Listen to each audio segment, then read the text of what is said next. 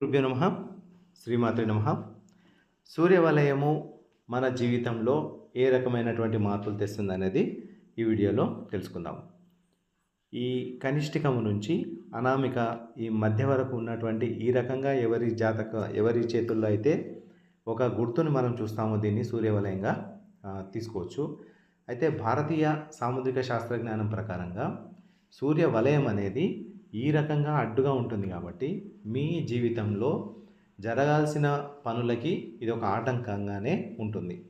అయితే జాతకుడు విద్యకు సంబంధించి కానీ, ఉద్యోగానికి సంబంధించి కానీ, లేదా ఏదైనా జీవనోపాధి కోసం చేస్తున్నటువంటి ఏదైనా వ్యాపారం కానీ, లేదా ఏ పనైనా తలపెట్టినా కూడా అందులో వైఫల్యమే ఎక్కువగా కనిపిస్తుంది. అంటే ఫెయిల్యూరే ఎక్కువ శాతము ఉంటుంది.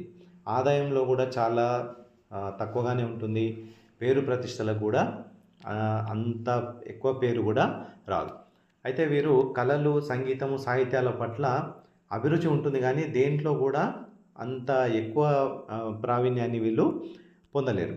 అలాగే వీరికి ప్రేమ, వివాహాలు ఇలాంటివి కొంత నిరాశనే మిగులుస్తాయి.